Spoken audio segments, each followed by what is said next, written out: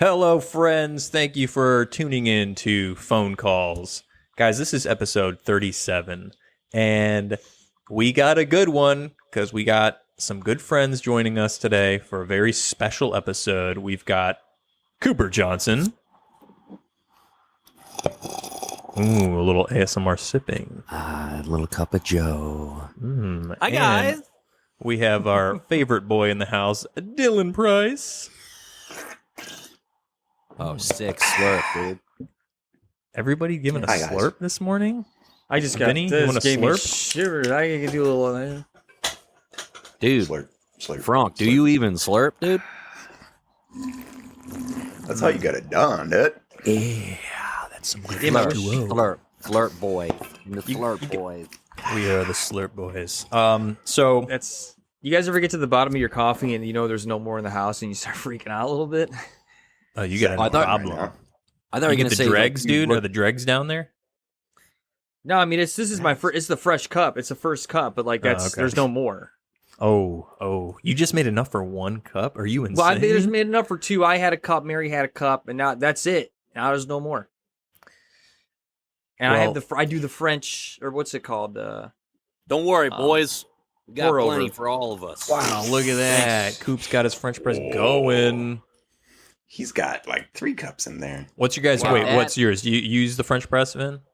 I do pour overs. Oh, you do the pour over. Full LA. Full LA mode. Okay, how about you, Dylan? I got to do the pour over as well. Not gonna lie. That shit's good though. I can't shit on it. I've never tried it. Well, maybe somewhere. I don't own one though.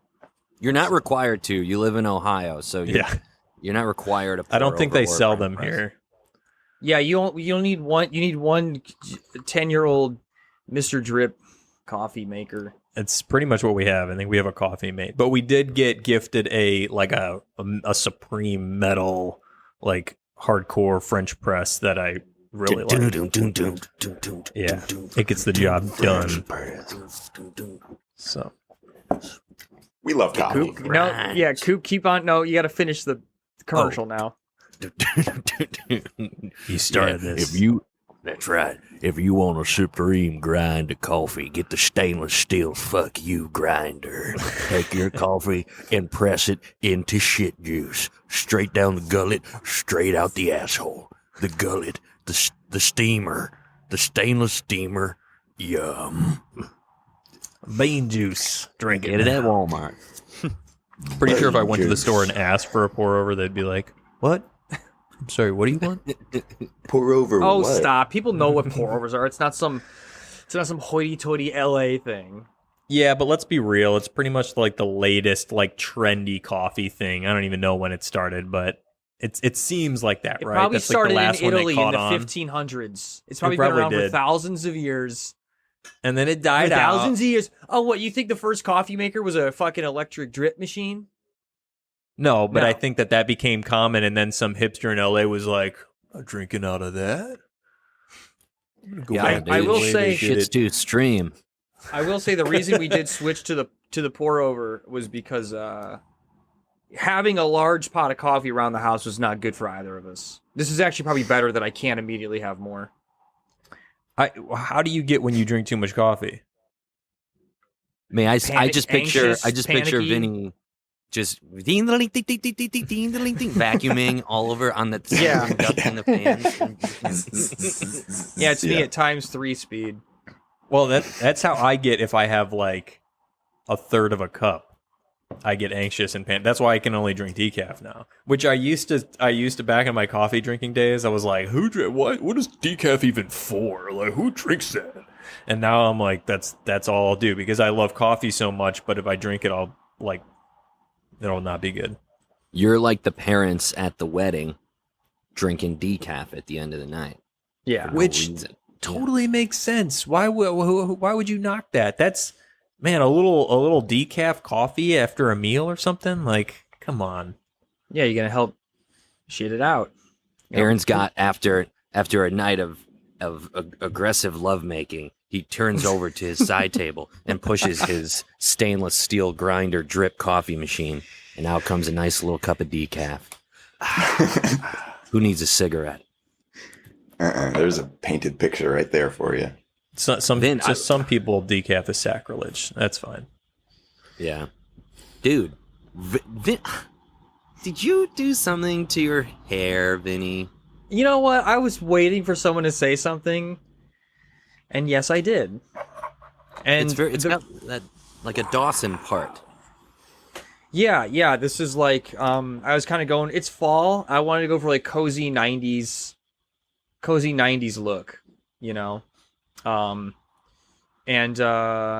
this I did my hair special for you'll see. It's coming up soon in this episode. You'll see why. Stick around and you'll see why I did my hair this way. Oh, it's a surprise. We don't have to leave it as a surprise.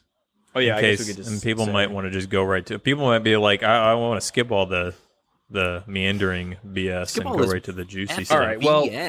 Well, then I'll say that. So we wanted Dylan on, and then Dylan had the bright idea to say, hey, let's read. Why don't we do a reading of the Rick and Cheryl script we wrote years? What was that 20 years ago? We wrote this script now.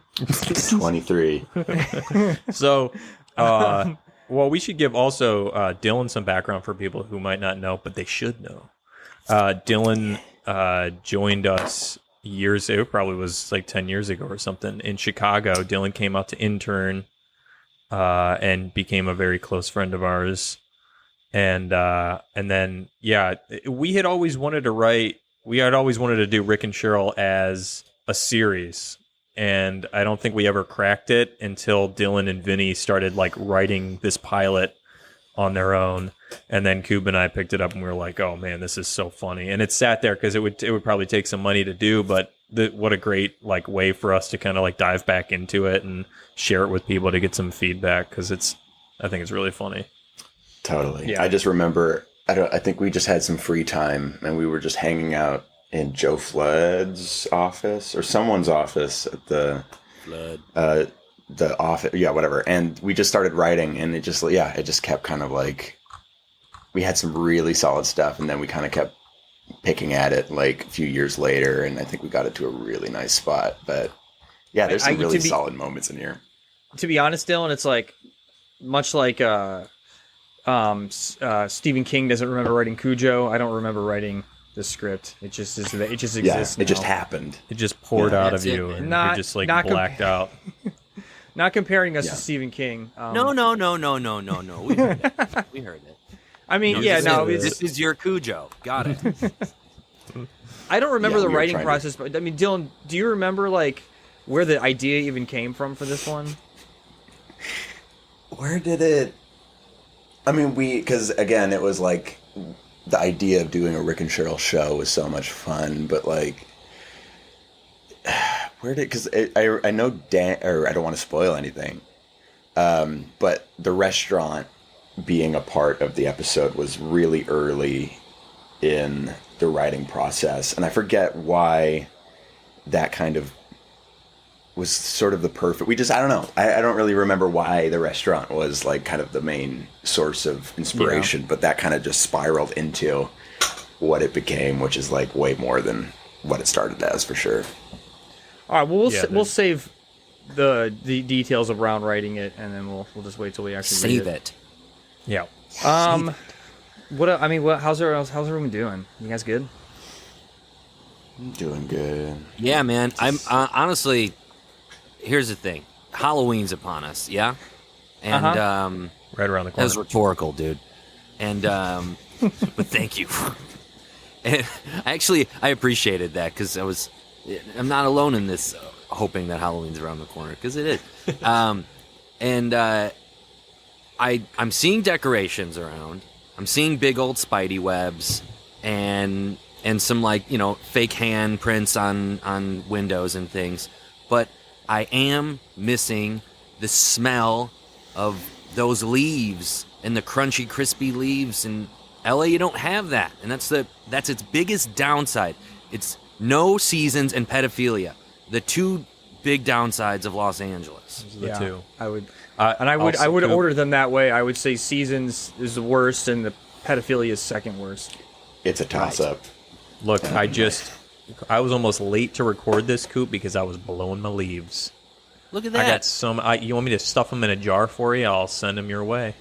If I you think can it could actually be maintain their level of crunch, then like send them to me. Maybe 1 leaf per mason jar. Okay. I think that's a solid business plan, Aaron. I think if you get cute mason just gonna jars, fill them with crunchy leaves, and you ship them over to the West Coast so that we can enjoy that type of thing. I mean, weren't people buying like jars of like air from the Swiss Alps or whatever, like that lived in like smog-filled China or something? They were like one fresh breath, and then Is that it's like wait a high really? for them. Yeah, I mean, I don't doubt anything now online. Like they're people sold and bought, countless. Little weird do they things, know but I it's did just hear like- that was a thing. They just put a little bit of morphine in all of those. It's like, oh my god, I feel amazing. Yeah, I think we'll see it a little bit. Yeah, do miss the I seasons, could though. That is- sell all the autumn air. I've got plenty of it. All the Man, leaves. yeah. I mean, we like because Dale, where are you? Are you We're exactly? just in Pasadena. Just in Pasadena. I'm in Glendale. We're like right by each other now. I just moved to Glendale. So we have to like go. We have to go to like Big Bear or any like we have to go to the mountains, which is only like an hour and a half, 2 hours away. So it's not crazy, but you kind of just gotta like make a trip out of it if you want to experience those seasons. True. Yeah, that was the cool part about living out there. It's like you just go up to when we went up for Ian's bachelor party and we were like snowboarding, and then we would come back down and you could like go surfing that day. I was like, this is a trip. That's all I do. So one day you can go to the beach and surf. You can go to the mountains and board.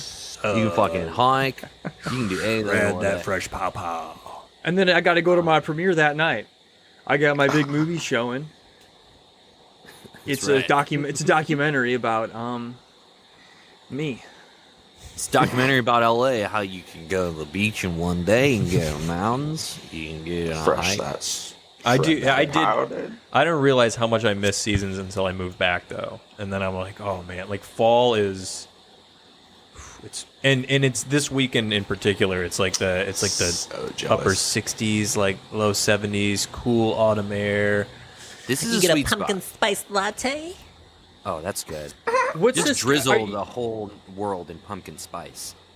Are you guys going to any haunted houses? Because that's all I really want to do.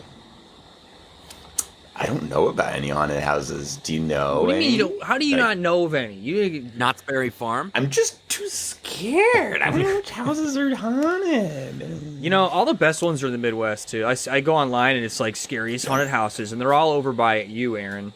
Yeah, because they'll actually kill you. Yeah. They'll gotta sign chainsaw waivers. you in half. Yeah, out here it's just like it's like a petting zoo, and then it's like someone dressed up with like as a Raggedy Ann doll, with like a paper mache chainsaw, just going rum bum bum bum bum Oh, rum God. bum bum bum bum. Stop. Yeah. It's terrifying. It's not It's as scary. ridiculous. It's But the Midwest has like they like even in the Chicagoland area. I remember there was like I said Chicagoland area. Around the burbs, there's like these old prisons. Like there was a prison that shut down that they turned into like a haunted house, or at least like prison adjacent. There was just like this insane, like so much production value involved, and it's just like you're made to shit your pants is like their goal. And yeah, I haven't seen that around here. Speaking of which, I just have to mention I watched.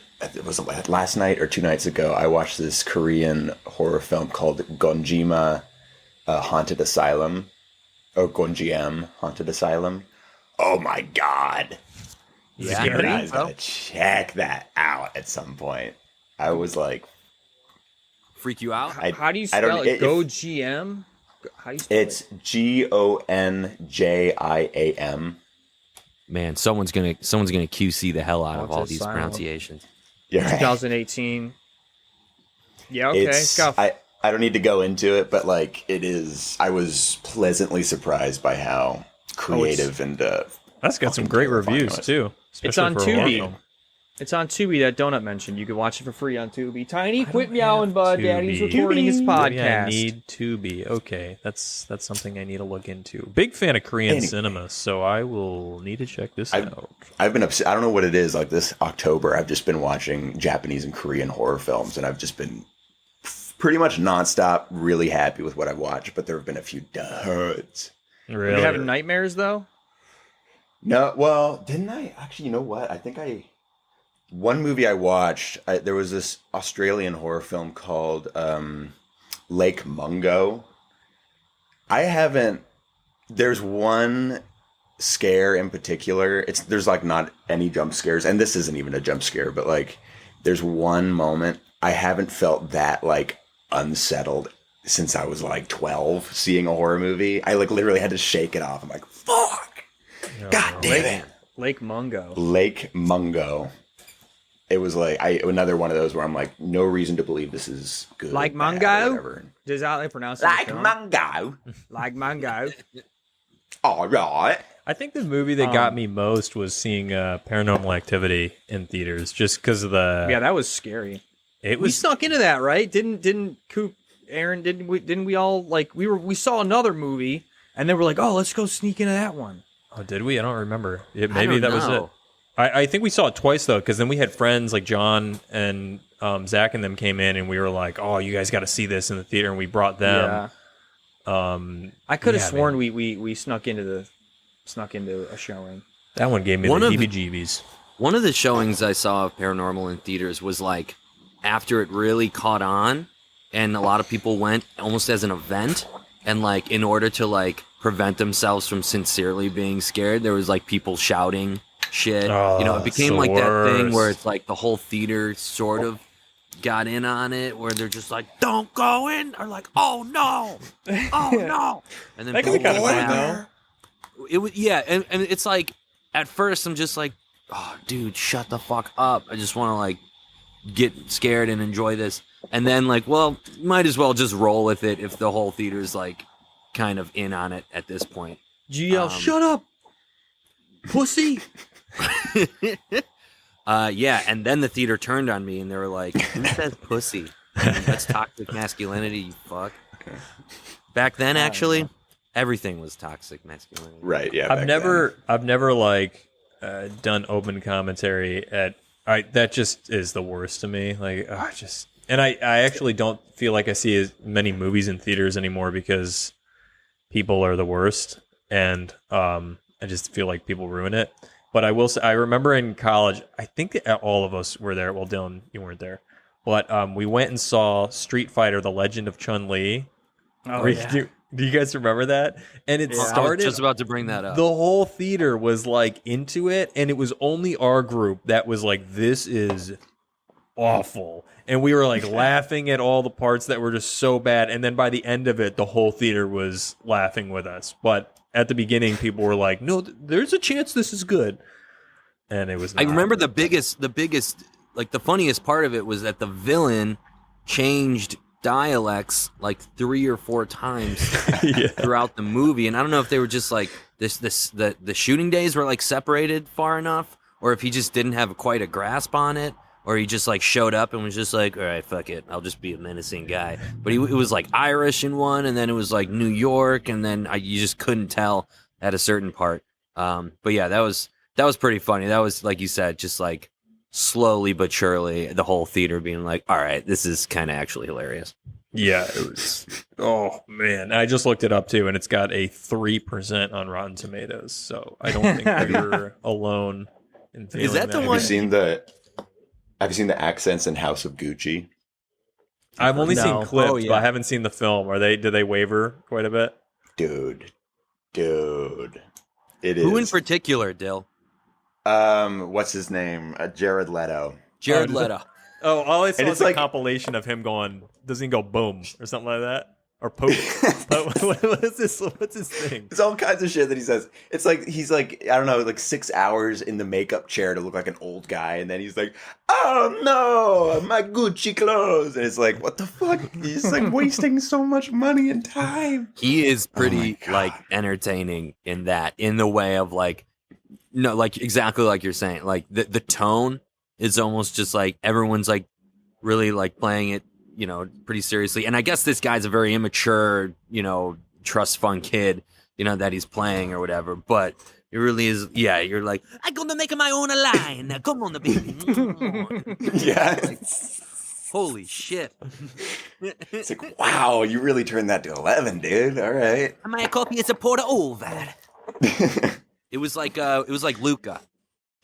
Right. Who wants to see I think me eat he's- this big sandwich? He's he's taking the Nick Cage acting school approach. Yeah. There you go. Go for it. Not the bees. A, B, C, D, E, F, G. I watched The Omen the other night, the first Omen. Have you guys seen that? I still haven't Long seen time that. ago. I don't think so. I then afterwards I was looking up like stuff like if anything like creepy happened filming it, and my God, that film much like because I thought like I heard the stories, you know how you heard the stories about The Exorcist and like stuff that happened. I was like, okay, yeah, maybe The Omen will have something, and there's like so much shit surrounding that film. Did you watch the original or the remake?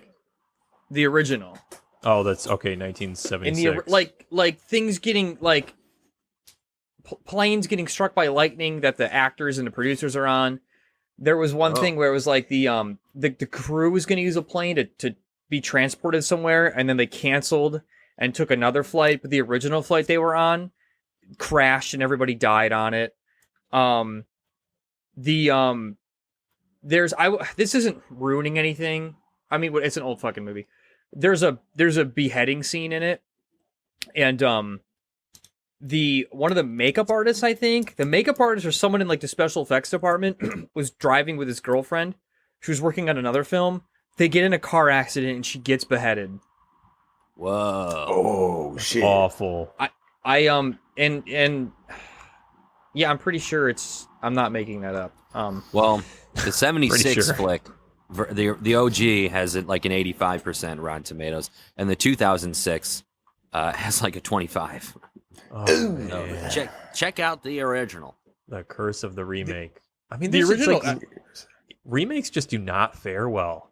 Like they don't. I think that it like you really have to. It would be such a small list to find remakes that like are as good or better than their originals. Right? It would be so small. Yeah. Yeah, I guess like, and this isn't horror, but you know, like 21 Jump Street did it well from but that was a show, right?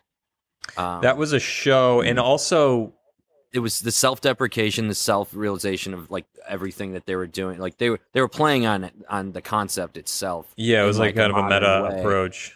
So it was almost like it wasn't even a remake. It was like we're taking this concept and almost just giving it a fresh start and kind of poking fun at ourselves here. Mhm. Oh well, here's one. You guys know the movie Maniac? No. Yeah, I've heard of it. The original has a 37% on Rotten Tomatoes, and the remake with Elijah Wood has a 53%. Ooh, you found one. Right. Wow, 53%. Shit. I like the first one. I haven't seen the remake though. Yeah, scary movie. Speaking of, I mean, remakes of old classics, Pinocchio.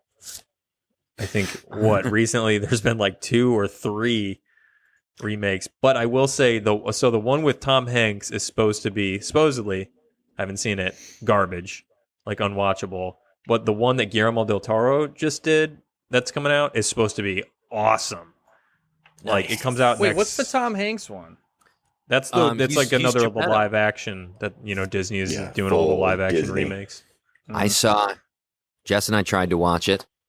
And yeah, it was like I was just bored. It was just not great. I don't know. Oh. And I That's was so Tommy, sad. Tommy Hanks, you think you can do no Pinocchio. wrong, but yeah, it was just kind of garbage. They're not. Disney doesn't have a good track record with these live remakes. Like, yeah, Lion King was like, I know that was a new technology, and sorry, it's not live action, but I remember Lion King was, I thought, lame because they literally just made the shot for shot basically the same movie with new voice actors and just a new technology, and I was like, this is dumb, but I guess they're just trying to have a new generation of kids enjoy it. But I haven't really seen a ton of the live action transfer over. I didn't see Aladdin, but I didn't really have interest.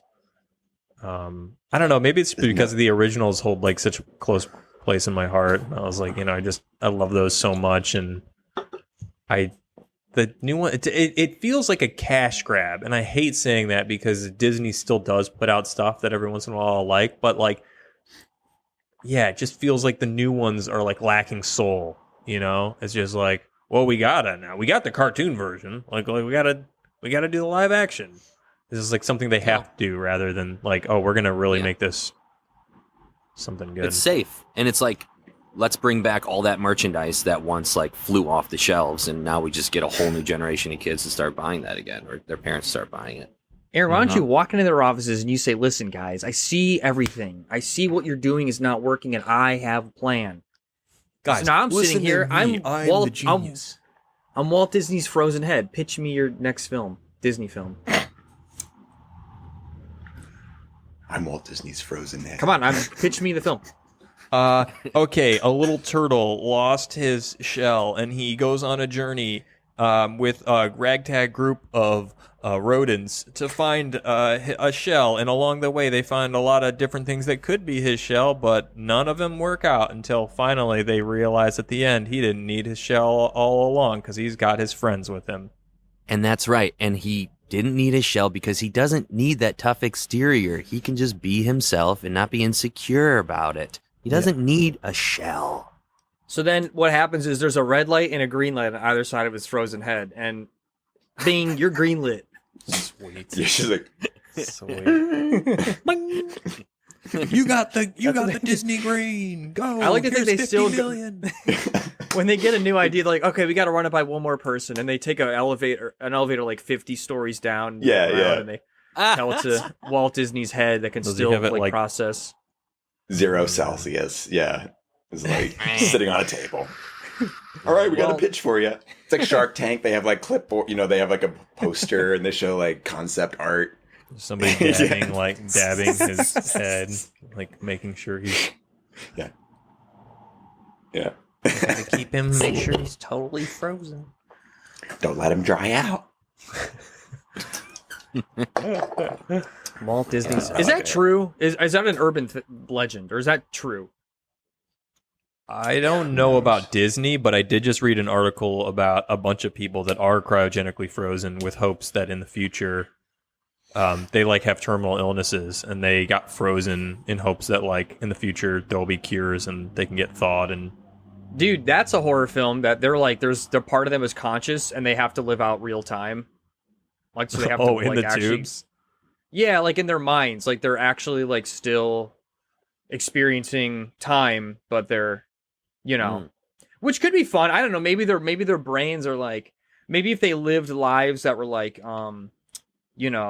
depending on how they lived, their minds now generate a reality for them that they have to live in, which could be a version of like heaven or hell, or maybe it's just boring. Is that what Minority Report was when they went? Do you remember that when like they would send the prisoners down in those tubes and they were like just kind of like standing still with like kind of, I always interpreted that as like either they were like almost paralyzed and just forced to like just sit with their own thoughts, or they were like reliving their terrible memories. Didn't they like I think they replayed their murders for them over and over again. Oh, okay. Wow. Yeah. I think so. I could be wrong, but I'm pretty sure that's what it was. Oof. I'm gonna watch that again. We could do a horror film like that, but it should be with Walt Disney. Maybe his head comes back and it's on some like creature or something. Put it on one of those like what is it? It's robot on dogs. robot dog, or if it's like a Mickey Mouse like mannequin outfit with Walt Disney's head on it. Yeah. He's coming back. And it's Really just- small, huge body. Yeah. I think it's it'd be a called Mechie, Walter. a Mechie mouse, Yeah, a mechanical I hate Mechie that. mouse. Oh, yeah. Who is it? Make a movie. Echoes throughout like the entire. Hire Kanye West, please.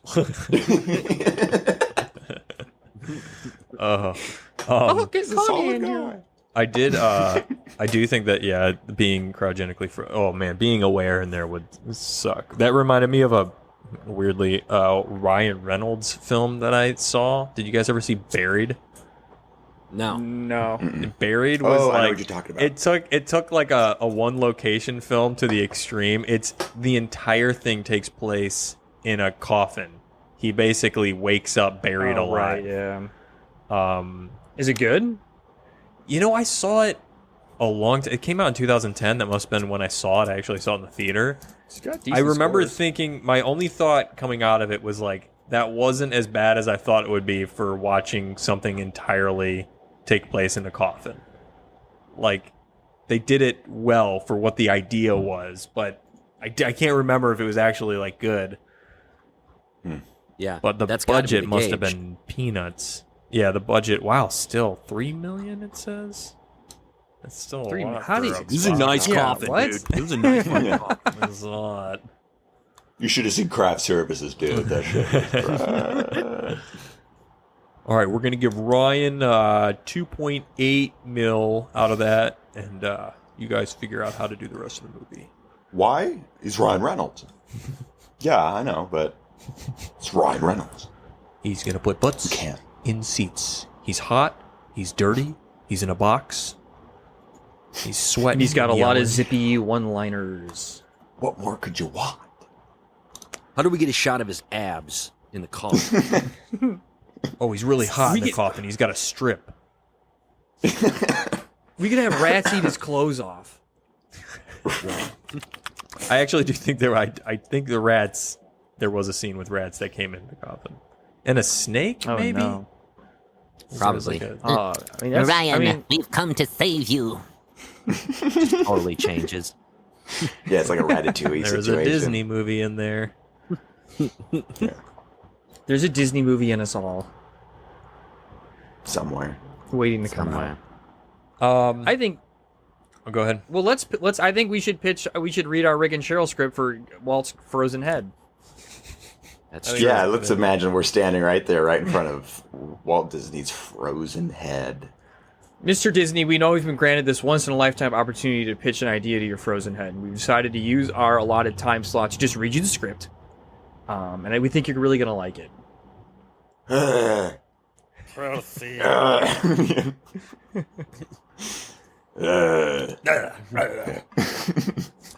All right, so this Spit script.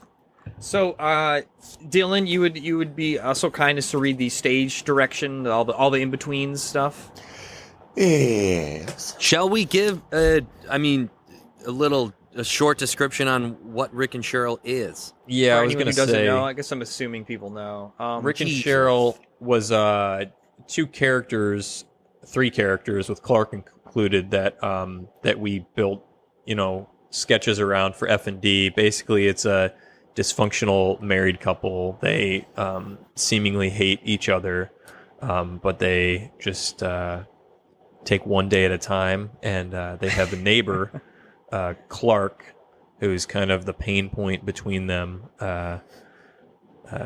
Gets along with Cheryl, but Rick kind of loathes him with every fiber of his being because Clark exudes the positivity and energy that Rick could never sustain. So yeah, I want to so say too. Oh, Yeah. sorry. Go ahead. Finish. no, you. This is just kind of for us, but Clark, he's a bit of a Ned Flanders in that he's like, we've always envisioned him as like the nice Christian neighbor. I think if we were to do rewrites of this, I would want Clark to be a member of the Church of same disposition, but a member of the Church of Satan. Interesting. Like a little twist. Praise Satan. Yeah, because if you read like the tenements of the Church of Satan, it's like it's not like dark evil shit. It's just like it still is like I think there's actually positivity to the concept of it. So it's like I don't know. You know what? I think without I know we're about to get into it, but that would be funny if we literally played it like a youth pastor with kids, but with more satanic, like Same the vibe, song of just just Satan. like bring us all your virgins, bring us all your kids, or like. Could Well, be funny I- too if you. And I don't know. You've done more research on this, Vinny. Well, that's more of like the that's like what the satanic panic would want you to believe it would be like, and not that there isn't that stuff, but the Church of Satan. I just think it's like we would have to research. Yeah, it sounds like who have you been talking to out in L.A.? Finn's like, you- oh yeah, we'd have to research it. Like, we definitely have to Well, spend you been hours dipping your more. toes? It's not like I've done that. At the Church of we have Satan poor elders. guidelines are actually they're very nice, and it's different than the Satanic Temple. Okay, well, we'll keep that in mind. I just think Cooper, to you make can choose to channel that in your character. Yeah, maybe now you can't unsay that, and I can't. Because there's like unheard it. there's like LaVeyan Satanism, which is like Anton LaVey, and I don't know if that's the same as like whatever. This was an Let's get unnecessary into it, digression, and then let's read the script. let's implement it later. Okay. Okay. Dylan will be reading stage direction. We'll be playing the main characters and a handful of others. So enjoy, everybody. Close your eyes, use your imaginations. Alrighty, here we go. Rick and Cheryl. Interior, living room, day. Close up on. A photo of Rick and Cheryl on a past tropical vacation hangs askew on the living room wall. The picture was clearly taken at the end of the trip. Both are slightly sunburnt, worn out, and just want to go home. A loud clamoring from the adjoining room causes the picture to fall. Cut to wide. In a well-loved lounge chair, pulling the tab on a third can of beer, reclines Rick, 46. His polyester tie and blazer all undone just the same. His attention diverts from the television to the ruckus behind him. Cheryl, the hell's that noise? Careful now, don't want to go blowing something out. From the kitchen waddles two heavy-set men hoisting a kitchen oven between them. They head for the door, grunting. A small, middle-aged woman, Cheryl, 46, scurries past them, holding the door open. Let me get that door for you. Goodness gracious, if I ever need to lift something around here, I'll know who to call. The two men grunt out the door. Thank you, have a nice day. She shuts the door. What was that all about? Don't you remember? No. Those gentlemen were from the Appliance Alliance. They come by, take your broken appliances, and have them replaced within 3 days. Isn't that something, Rick? Rick's focus is back on the television. It's something. I didn't even know the oven was leaking gas till Clark came around. Said the whole house smelled like the Indy 500. Rick's head spins back. Clark? Wait, why was Clark here? Just means we'll have to find somewhere else to eat the next couple days. I don't want to go anywhere. Besides, it's 6 o'clock on a Friday. Unless we have reservations, we ain't getting a table. Way ahead of you, Rick. I've already reserved a table for 2 at Le CNU. That French place? Gonna cost a fortune. Already bleeding us dry with the new oven. We never treat ourselves, Rick. It'll be fun, and then tomorrow night we can go to that cheap burger place you like. Schlubbies? Yes, Schlubby's Burgers. I love Schlubbies. Interior, French restaurant, host stand, night. A stuffy-looking maitre d' with a heavy French accent stands at the podium. Rick and Cheryl enter. Ah, your name? Cheryl Dunmore.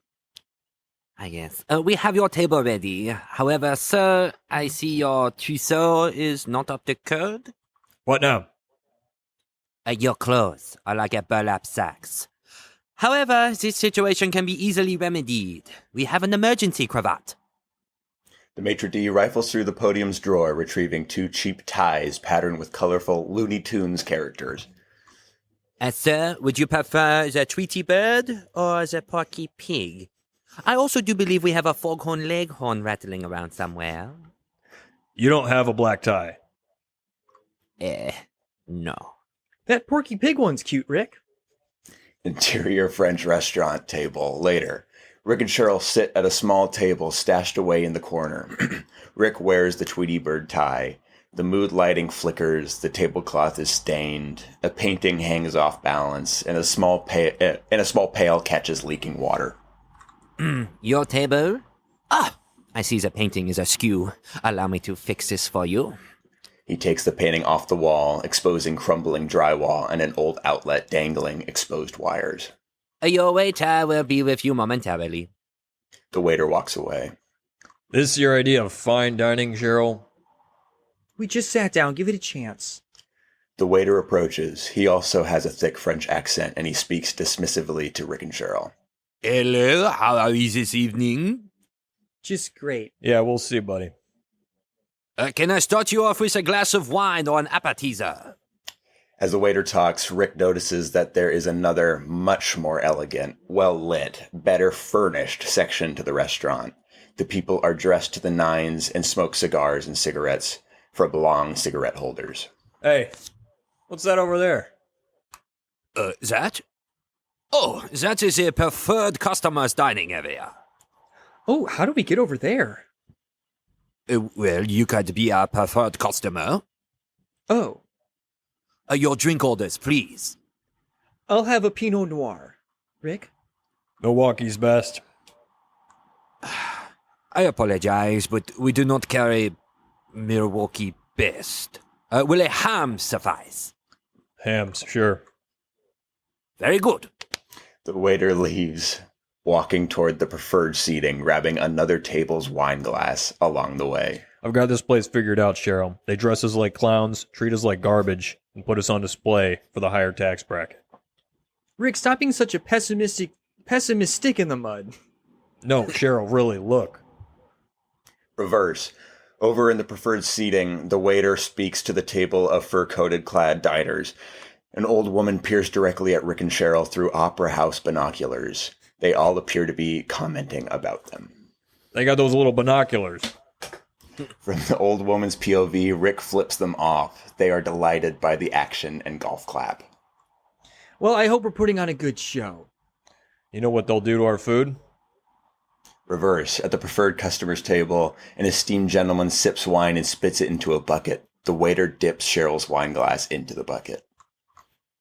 Cheryl, did you see that? The house red is backwash. The hell? The waiter approaches the table. Miss, your Pinot Noir? I am not drinking this. Then, mademoiselle, I must ask you to leave.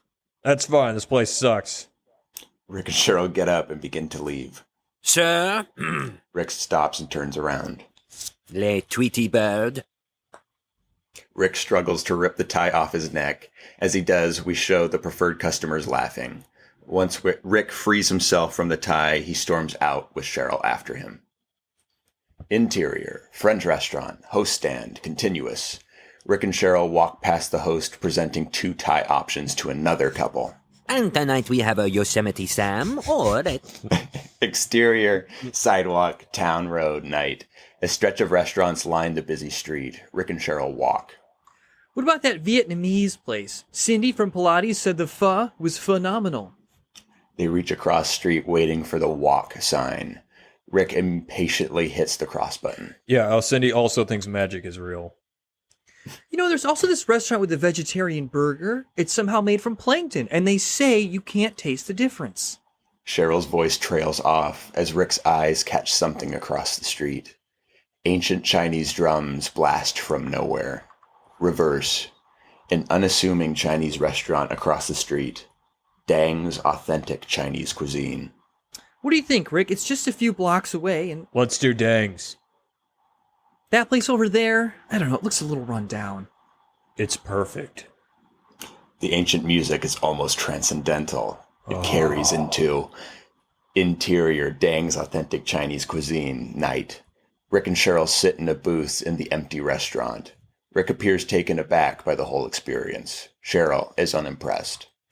A young fashion-forward Chinese kid, Chen, serves them. Welcome to Dang's. May I get you a drink? Do you have Milwaukee's best? That's all we got. Rick is stunned. The following is like a dream montage. The waiter delivers their drinks. Cheryl, a glass of wine. Rick, a beer. Rick ceremoniously unfolds his napkin and places it in his lap. The steaming food is brought to their table. Lemon chicken, fried rice, pot stickers, and fortune cookies. They eat, Cheryl poking away at her food. Rick reacts to each dish as if he's seen the face of God. Having finished his meal, Rick cracks open his fortune cookie. The crack of the cookie echoes all around, and a geyser of smoke billows out. Forgot about this. The smoke forms into the face of wise Rick, adorned with jewels and white hair. Rick, it's me, Rick. Would you like to know the secret to life. Is it Dangs? Yeah, pretty much. Cool. Rick. Rick! Oh, sorry. This is wise, Cheryl. Rick, take your sandals off. You're tracking dirt into the ethereal gardens. Shit, I gotta go. It's Cheryl. Will I see you again? I don't know. Rick! I heard Sandals! you. The smoke dissipates and fills the screen. All right, bye. Cut to interior living room day. Cheryl vacuums around the empty lounge chair. The TV broadcasts footage of cats, which Cheryl glances at now and again. Quickly, from the bedroom, Rick heads for the front door, jacket hung from his arm. Cheryl kills the vacuum. Where are you headed off to, Hurry and the Hendersons? I'm getting lunch. Oh, hold on, I'll get my things. Oh, not so fast, Cheryl. Unless you're down for Dangs. Dangs again it wasn't that good. So you're not gonna come. No. Okay, cool. Rick opens the door. Oh, by the way, we're having dinner at Clark's tonight. Clark's? Why? What did I do? Rick, he knew we were ovenless, so he generously invited us over for steak and potatoes.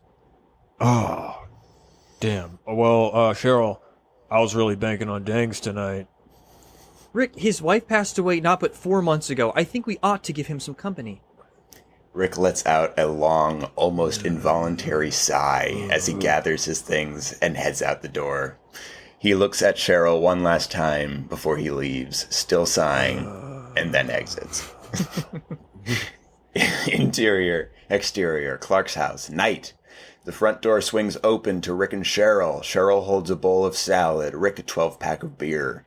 The homeowner, Clark, 43, wears a turtleneck and thick-framed glasses. Is that good company I smell? Good evening, Clark. Hiya, Clark. Cheryl, you look stunning. I mean, really. Clark pecks her cheek. She giggles. You. And Rick, Clark notices the beer. toting your favorite Milwaukee's best I see. Yep. Right. Well, come on in. They shuffle in. Interior, Clark's house, dining room, night. The three of them sit around a nicely prepared dinner table. They eat steak and mashed potatoes. Cheryl sips wine while Rick drinks one of his 12 beers. This is just scrumptious, Clark. What is it? This is a 2010 Napa Valley Zin. Rick studies the dining room ceiling. Above the closed kitchen door, charred streaks of a past fire stain the wall and ceiling. Cheryl swirls a wine, then sniffs the opening of the glass. Very full-bodied. I'm gonna guess 13.4% alcohol content. Well, spot on. Hey, with that nose, I'm surprised you never smelled the gas leak in your house. Me too. So, Rick, I'm heading down to the pool hall again this week. What do you say? You want to tag along? No, not really. Clark mimics the act of writing a note, placing it in the envelope, and stuffing it in Rick's breast pocket. Well, how about this? I'll never ask you again, but the invitation is always there. What are you doing? Clark, this steak really is something. In the background, Rick mimics tearing up Clark's letter. Oh, well, thank you. Betts really was the chef de cuisine around here, but old Clark holds the torch now. Trick is not to let the torch start a grease fire, which I did. 1 minute you're searing a steak, and the next your whole kitchen's engulfed in flames. Oh my God, Clark. Yeah, well, for a hot minute there, I didn't think I'd make it. Fear left me paralyzed, gazing into the fire, and that's when I began to hear it. Betts' voice, beckoning me forward. On my word, I just about threw myself on the funeral pyre, but before I could, I caught sight of the fire extinguisher I had taken out from the cupboard for some trivial reason only a day earlier. That's when I snapped out of it, and I extinguished the fire. Then I had a good cry, collected myself, finished cooking dinner, and you two showed up. What a powerful story, Clark. And what a wonderful meal. Betts would be very proud. God, Thank you. Rick, something wrong? You haven't touched yours. Well, yeah, I just, The doorbell rings. Now, who could that be? Clark stands. Rick's eyes are locked on the front door. Cut to interior, exterior, Clark's house, night. Clark opens the door to Chen, his car parked on the curb. Well, hey there. Can I help you? Dang's delivery? Pardon? Rick pops up behind Clark, intercepting the two. He flips through his wallet. hey, Chen, what do I owe you? 10? 10 plus delivery? Oh, shit. All I got's 11. Can you put it on my tab? You're not shopping for groceries in the 40s, dude. You have to pay a bill. Pay up now. Damn it. Clark, do you have $5? I do, but what the hell is this, Come on, Rick? come on. Clark reaches into his wallet and takes out a 5. He hands it to Chen. Thank you. Chen hands Rick the plastic bags full of styrofoam containers and leaves. It's Dang's. Cut to interior, Clark's house, dining room, night. The three sit again at the table. Cheryl's eyes glare at Rick, stuffing his face with noodles and orange chicken. Clark prods his food awkwardly. Brittle silence, except for the sound of Rick eating. My God, that's so good. Cheryl looks at Rick with derision. Clark's anger bubbles just beneath the surface. Rick finishes his second beer, popping open another. He catches Clark's glare. Clark, I'm sorry. Did you want a beer? I don't want a beer, Rick. I think he wants you to try his wife's steak and potatoes, Rick. Cheryl, I got a whole plate of Dang's. What would you have me do? Throw it out? Waste not, want not. Clark understands. I mean... Clark releases a deep sigh. You know, I do not understand, Clark. Rick? Well, let me explain it to you. Rick stands and shovels some of his food onto Clark's steak. You're going to love this. Clark grabs Rick's plate and throws it across the room. Hey, my Dang's! Get out, Rick! Get out of my house! You have offended the memory of my wife! Well, maybe next time, just let the fire do its thing. Be gone with you! Out, Rick! you soul, you terrible soul! Rick, leave. Rick grabs his beer and exits. Fine.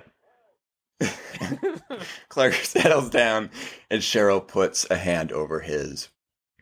Interior, living room, night. The television illuminates the living room. Rick, in his lounge chair in pajamas, sweatpants, and a gas station t-shirt, eats a fortune cookie. Cheryl barges in from the front door and turns the television off. Hey! We're getting that oven back tomorrow and everything's going to be the way it was, okay? No more of your Dang's business. If I so much smells anything sweet and sour in this house, again, I'll raise hell, got it? Come on, Cheryl. I can't quit cold turkey. I mean it. It took me over an hour to calm him down. Cheryl, it was an undercooked steak. Sure, but it meant something special to him. Now tell me right now that you will not eat Dang's again. I won't go to Dang's again. Say it like you mean it. I won't go to Dang's again, Cheryl. Good, let's keep it that way. Cheryl storms off to the bedroom. Rick exhales, recovering from the barrage. He turns the TV back on. Jeez. On the table beside him is a plastic-wrapped fortune cookie. Rick frees the cookie from the plastic and cracks it open, removing the fortune inside. The first side reads, Dang's closes in 15 minutes. Rick flips the fortune. It reads, There's still time. The Chinese drums blast into interior, exterior, Rick's car, night. In his pajamas, Rick drives a sedan carelessly down a street. He's panicking. Come on. Exterior, Dang's authentic Chinese cuisine, night. Rick's car comes to a stop in the Dang's parking lot. He gets out, noticing Chen closing up the restaurant. He runs to him. Chen, buddy, you gotta let me in there. We closed a half hour ago. This is my last Dang's night, okay? After this, it's nothing. Do you understand? Yo, yo, yo, yo, get out of my face, old man. Chen walks to his car, avoiding Rick. Is there anything in the dumpster I can have? No, dude, just come back tomorrow. There is no tomorrow! Chen is about to get in his Mazda. Rick puts his hand on Chen's shoulder. Chen, come on. Chen grabs Rick's hand and twists it to the side. Rick yells as his body moves with his wretched hand, allowing Chen to use the momentum to put Rick on the ground. Don't touch me! The car screeches off into the night. Rick sluggishly picks himself up off the ground. He mopes to his car, finding his keys. The second he opens the door, he notices another car in the parking lot.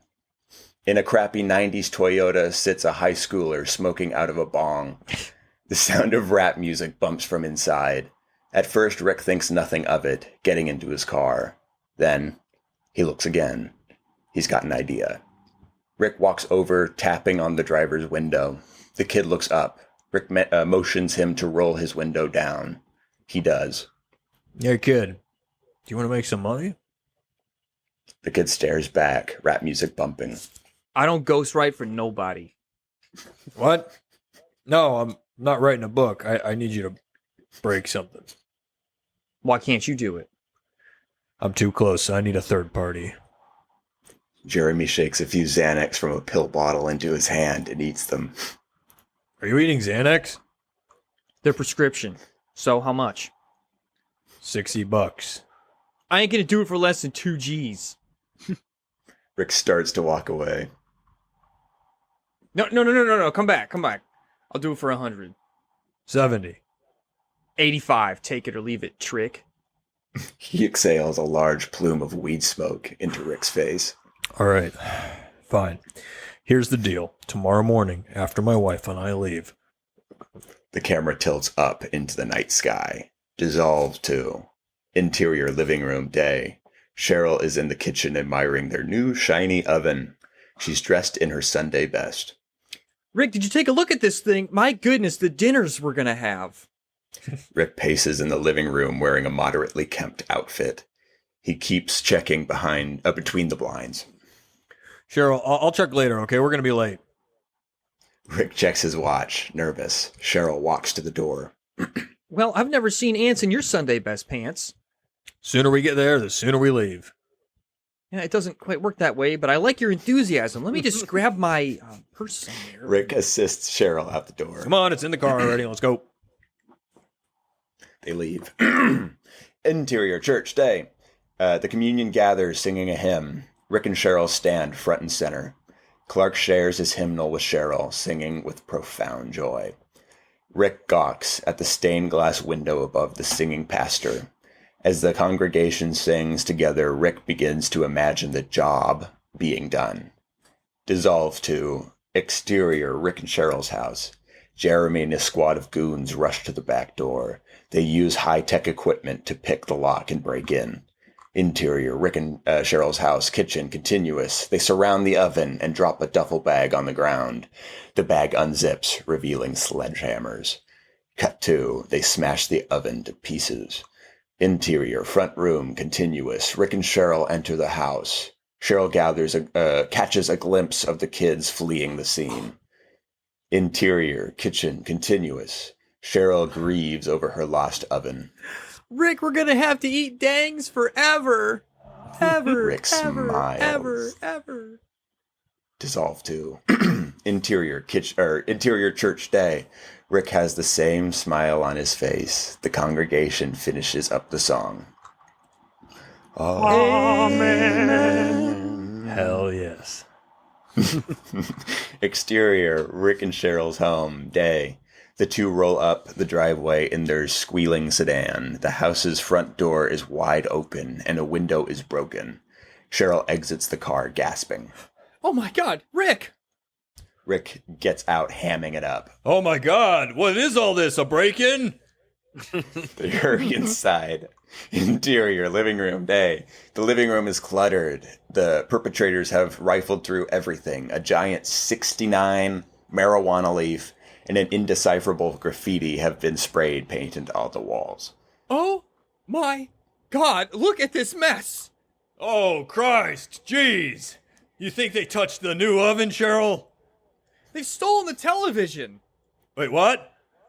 And your Nilsson Schmilson CD is gone. What? Cheryl hurries to the kitchen's landline phone. I'm calling the police! Rick hurries in with her. Interior, kitchen continuous. As Rick rushes into the kitchen, he looks around and notices that that the oven is untouched. The oven is as shiny as ever. Cheryl waits on the line. In interior living room, day. Rick and Cheryl sit together on the sofa. 2 police officers loom above them, notepads in hand. All right, now have you noticed any suspicious activity in the area? Well, Marlene Schlossman has a kiddie pool in her front lawn that's been sitting for 5 days. It's unsightly and it's a breeding ground for mosquitoes. Ma'am, any suspicious activity pertaining to your break-in? Oh, no. Sir? Honestly, I think we could just drop this whole thing. It's not that bad. Sir, this is a breaking and entering. We take this very seriously. And so do I. But also, I'm pretty sure you need a warrant to be in my house. Sir, you called us. We need to file a police report, Rick. No, we don't, Cheryl. All is a little spray paint, a TV, a CD, windows. Put a new lock on the door, steam clean the rug. So, thank you. Have a nice day. We'll file a report, ma'am. Thank you. We'll keep our eyes peeled for anyone trying to sell a TV and, I'm sorry, which album was it? Harry Nilsson's Nilsson Schmilson. Nilsson Schmilson. Okay, got it, sure. Oh, I'm sorry for your loss. Rick nods. You have a good day, folks. The police exit. Thank you, officers. Have a blessed day. Clark appears at the front door. Hiya, neighbors. Hi, Clark. Go away. Well, ain't this just a darn shame? Can't even go to church without a felony being committed. Clark studies the graffiti. And I'll bet Marlene Schlossman saw the whole thing happen and didn't lift a chalky finger. Hold on a second. Yes, now I'm sure of it. This was Jeremy's work. Clark, you know this boy. Oh, yeah. He was in my youth group. So I got pretty familiar with his doodles.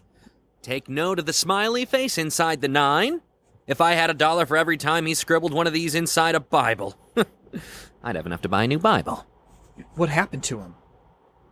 Well, he let Xanax and trap music into his life. It tore him away from us. I guess now that he's, getting into B&E, breaking and entering, it really messed with him. Well, let's get the police back here and catch this rugrat. Actually, if it's all right with you two, I'd like to handle this myself. Putting these kids through the penal system will only harden their criminal resolve. I'd rather reform them through love. What do you say, Rick? Come up with me? I could use some backup. No. Exterior alleyway, day. Jeremy and his friends, Jumpy and Skiz, are parked in an alley. Jeremy eats a couple Xanax. They listen to music. Harry Nilsson, Without You. This song is sad, man. I'm finna cry. Pharrell. Clark's car rolls into sight at the head of the alleyway. He steps out. Rick stays slouched in the passenger seat. Yo, it's that whack-ass Mr. Gable. Jeremy, a word, please. I already told you I didn't crap on your lawn. It was just a large dog. That's not what I'm here about, Jeremy. Clark notices Rick is still in the car. Rick, get out here. Rick steps out nervously. Yo, Skiz, that's the dude whose house we broke into. Dead ass? So you admit it. Yeah, he paid me $100 to do it when we was outside that Chinese joint. Clark pauses. What's this? Dang's Chinese cuisine? That's it. Clark turns to Rick. Rick, is this true? He didn't even do what I asked him to do. You were supposed to smash up my oven, you little turd, not vandalize my living room. Oh, right, the oven. Dude, when we busted in there, we was so hyped up on Red Bulls, we just started smashing and tagging. But after a minute, Skiz's stomach started hurting, so we went to the gas station to get him some Pepto-Bismol. But then Big T rolled up in the Navigator, scooped us, looped up, and who trusts? Do you trust? Because if you did, you stupid. Hit you with an arrow like I'm Cupid. Talk to a horse like a druid. H2O because I'm fluid. Oh, shit. Damn, that was tight. Oh, damn.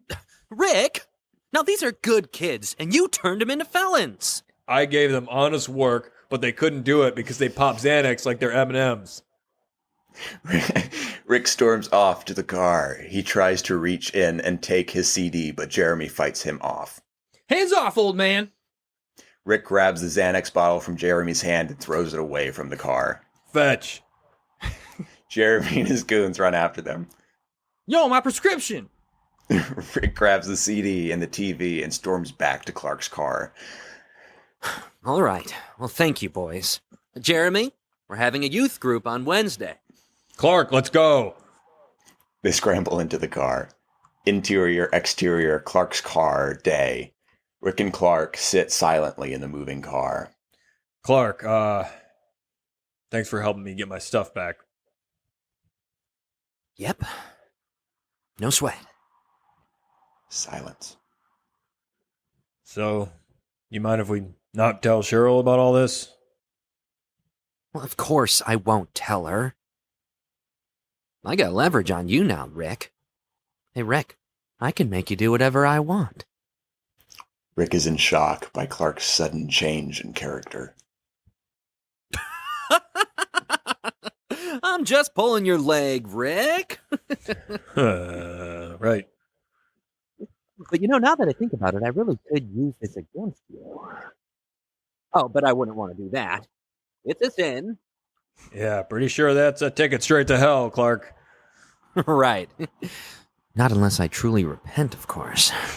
That sounds like a ton of work. An awkward silence. Hey, Rick, do you want to come play pool with me? Are you doing it? Well, I don't know. Am I? Oh, am I? Sure. No, I think I might be. God damn it. Okay, yeah, I'll go. Really? Wow, that was pretty easy.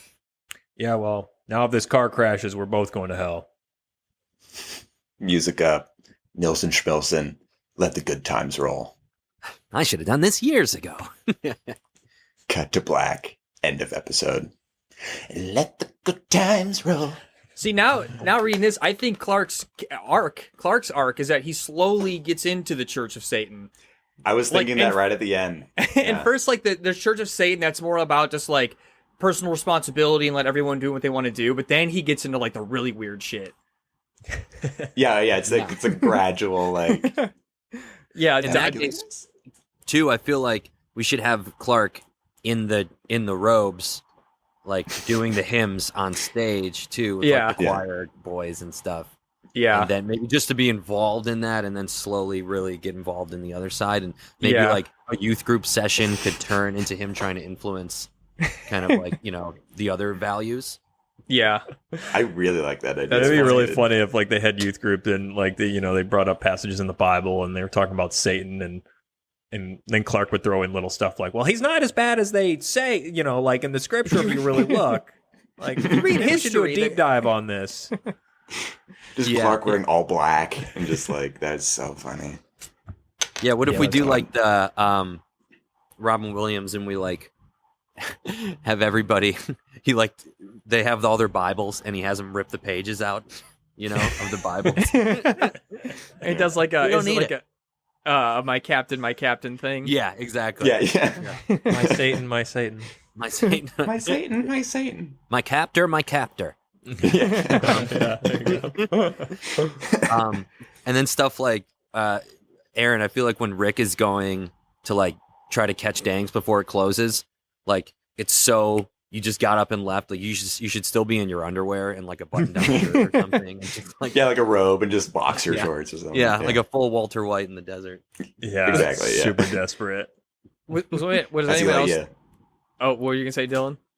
Oh, just I mean, when you get like thrown to the ground or what, you get your arm twisted, you're like in your underwear and shit. Oh, Yeah. the parking lot. It's great. Maybe we blur a nutsack hanging out or something. Yeah. Yeah, maybe the kid can comment on that. Like, he's like, "Oh man, your old nut is sticking out your underwear." But you should also the kid should think like you're a cop at first or something too. I feel like in that scene. Like, Yeah. Oh yeah, or Right. something. that's funny. Yo, my prescription. Yeah, that's So good. You good. just shake it and whistle like a dog. Cool. Yeah, that's That's fucking awesome. That was good, dude. Well, that was Yeah. Rick and Cheryl. That was the potential pilot there, guys. The Rick and Cheryl. Now, and reading through that too, it's like I could see that being animated as well, kind of like a King of the Hill kind of vibe. Like that sort of animation in a weird way. In a weird way too, it's Yeah, I like could almost I totally feel see like animation is like our easier way into it, you know? Like we have so many friends that are like killer animators and graphic designers and yeah. Yeah. and like with So we our let them past, do just- most. We let them do most of the work. No, We'll but write I, it. like with our past of like knowing how to, animate on our own a little bit. Yeah. When we have all the Yeah. assets, it is appealing for sure. Especially being separated, it might be easier. Mhm. Yeah. Yeah, we Yeah. just need to come up with a six episodes opening season arc. I don't know if Clark gets into the Church of Satan by the end of it, but maybe Well, there he was, starts to like- dabble. There's the Church of Satan. We have written arcs before for entire seasons. Do you remember when it was like there was like a I don't know if it's Rick and Cheryl, like they bonded over like killing someone and like Yeah. wiping the blood out of the carpet with their hand on each other and like this Mhm. really serene music and like Yeah, it was Yeah. Cheryl's. I don't know if we wanted to play with the idea if this was Cheryl's first husband or Cheryl's first boyfriend, and for pulling from real life stuff. He used to be a stripper, and now he's like he still thinks he's hot shit, but he's just gross and just like he's way past his prime, and he's staying with Rick and Cheryl. I think for whatever reason. I don't know, I don't know why they decide to let him stay with them. I don't know if maybe for Cheryl it's like some like Christian thing, like she doesn't want to turn away someone in need. I don't know if that was built into it, but like he just ends up staying with them and driving them crazy, and then it ends up like they end up like murdering him together or something. I love that so much. And like they could come home one day and like there's like a crazy aquarium that he like got in there and like a stripper pole that he like installed just for like old time's sake, or just like dumb tapestries around and stuff. Yeah. It could be interesting if like he's making Cheryl miserable and like Clark sees that and Clark maybe takes it on his own to murder him. I forget if that was if we had Clark murder him or something. I had the idea also of the I think I shared it with one of you guys, the hoarding idea, where like Rick is left alone, like Cheryl leaves for some reason, like over a week or something, and Rick just like makes the entire house just full pigsty, like pizza boxes, beer cans and shit. And while like Cheryl's about to show up, he's watching TV and is watching the show Hoarders and realizes, oh my God, they just hire someone to come to their house and they clean everything for them. And then it looks way better afterward. And so he like commits to like applying for the like hoarder cleanup. But then as a result, because it's like, if you ever watch those shows, like there's the cleanup, but then there's also like the mental health, like what's actually like the origin of this problem or whatever. And that's where Rick has to like kind of dig himself into a further hole. It's like, oh, my wife died. And like, and she shows like up at the end or keeps some shit, lying. That's awesome. Exactly. I love that though. just to clean Love up his that. house. Yeah, there's a lot of fun. Yeah, ways there's a of lot of doing good it. stuff. Well, if anybody Yeah. wants to fund the Rick and Cheryl series, send us an email, and we could either My animate it or we Venmo can shoot is... it. No Venmos. Too much taxes on that now. Ah, shit, you're right. Blank check. Um, Yeah, I totally see like King of the Hill style. Like that'd be that'd be a blast. We can do anything then. Any ideas?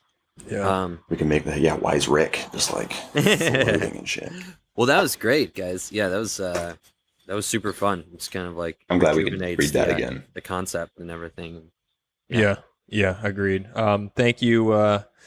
we'll wrap it up. Thank you, Dylan and Cooper, for joining this very, very special foursome on phone Thanks, calls. fellers.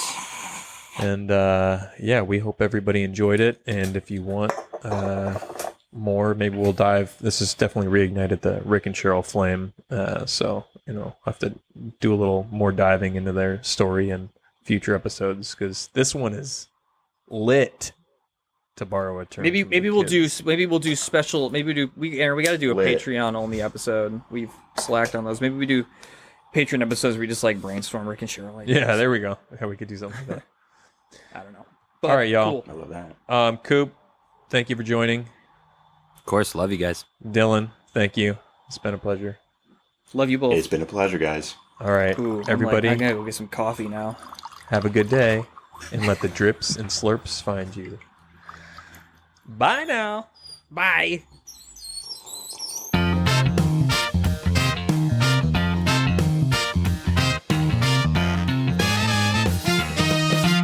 It's phone calls.